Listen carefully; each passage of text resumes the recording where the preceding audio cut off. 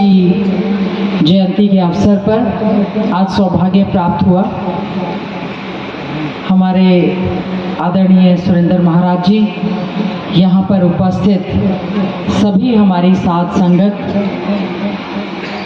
सभी को संत शिरोमणि कबीरदास जी की जयंती के अवसर पर बहुत बहुत बधाई और शुभकामनाएं देना चाहती हूँ।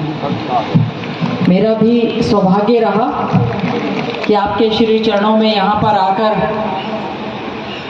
कबीरदास जी की वाणी को सुनने का मौका मिला। संत शिरोमणि कबीरदास जी की जयंती न केवल आज झज्जर में, पूरे प्रदेश में, देश में, बल्कि दास जी मत कहो, साहब जी कहो, साहब जी बोलो, दास जी नहीं। कबीर साहब जी की जयंती न केवल आज यहाँ पर झज्जर में, हरियाणा में, पूरे प्रदेश देश में, बल्कि विश्व के कई कोनों में मनाई जा रही है। और आज जब यहाँ पर आकर 625वीं उनके जयंती के अवसर पर यहाँ पर आने का मौका मिला, मुझे लगा कि मेरा भी सौभाग्य है। जितनी सरल भाषा में कबीर साहब जी ने अपने दोहों को कहा, और वैसे भी जो कोई संत महात्मा होते हैं वो किसी जाति बिरादरी के नहीं होते, और कबीर साहब जी के जो दोहे हैं, चाहे हम हिंदुओं की बात कर लें, मुस्लिम की बात कर लें, कब ईसाई की बात कर लें, सभी में ही उनके दोहों का जो है पूरी तरह से वर्णन मिलता है। तो हमें किसी संत महात्मा को कभी किसी जाति बिरादरी में ना बांधते हुए, जो कबीर साहब जी ने अपने दोहों में उस समय जो बात कही, जो उन्होंने बुराइयां देखी, वो बहुत बड़े एक शिक्षाविद थे, बहुत बड़े एक महापुरुष थे, संत महात्मा थे, समाज सुधारक थे। समाज सुधार के लिए जो उन्होंने अपने दोहों में जिक्र किया है, आज के जीवन में भी मैं समझती हूँ इस समय भी वो बहुत बड़े प्रासंगिक हैं। आज भी बहुत सी बुराइयां ऐसी हैं जो कि समाज में फैल रही हैं।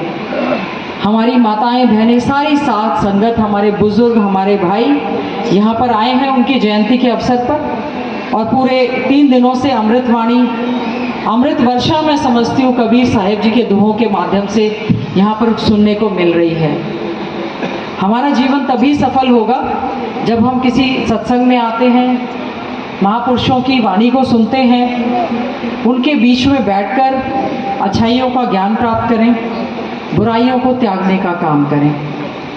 नहीं तो यहाँ पर आए, लंगर खाया, सत्संग सुना और घर चले गए, और जीवन में अगर कोई परिवर्तन नहीं है तो पूरी पूरी रात जाग के बहुत अच्छा सत्संग सुनने का भी कोई फायदा नहीं है। तो मैं तो समझती हूँ आज कुछ कहने नहीं, आज कुछ सीखने के लिए, जो बुराई हो उसको त्यागने के लिए, अच्छी अच्छाई को पाने के लिए आज कबीर साहब जी की इस जयंती के अवसर पर यहाँ पर आए, सभी के दर्शन हुए, और उन्होंने बहुत अंधविश्वास को, पाखंडों को दूर रहने की बात कही। सभी के लिए उन्होंने कहा कि सब एक हैं, हम जाति बिरादरी पर, धर्म, जाति, क्षेत्र के नाम पर ना बढ़ते हुए उनकी वाणी को, उनके दोहों को अपने जीवन में उतारें। मैं समझती हूँ यही सबसे सच्ची बंदगी होगी।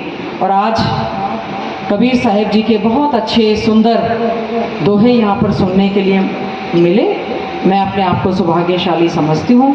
मैं इन्हीं शब्दों के साथ पुनः उनकी 625वीं जयंती के अवसर पर बहुत बहुत बधाई, शुभकामनाएं देती हुई ऐसी कामना करती हूँ कि उनका आशीर्वाद सभी पर बना रहे, आपकी मनोकामनाएं पूरी हों, और हम उनके दिखाए हुए रास्ते पर, जो हम लोग शुरू में ही जब हम स्कूल में जाते हैं तो कबीर साहब जी के दोहे स्कूल में ही जब जाते हैं उनकी हम किताबों में पढ़ने का मौका मिलता है, उनका वर्णन मिलता है, और समझने की बात एक आती है कि हम किसी और में बुराई ढूंढ रहे हैं, अपने में सबसे पहले बुराई ढूंढे।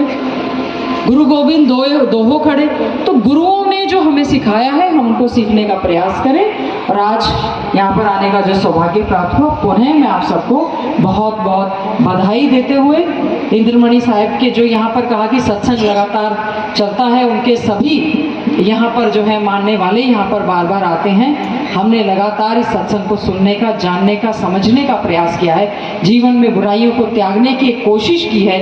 बहुत अच्छा लगा जो अमृत वर्षा यहाँ पर बरस रही है, उससे हम अपने जीवन में कुछ अच्छा सीख कर जाएं। पुनः आप सबको बधाई। सत साहेब।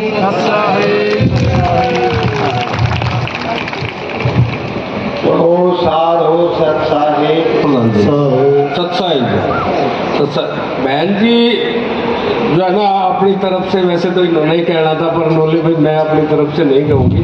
बहन जी भंडारे के लिए 21,000 रुपये भंडारे में दे रहे हैं जी।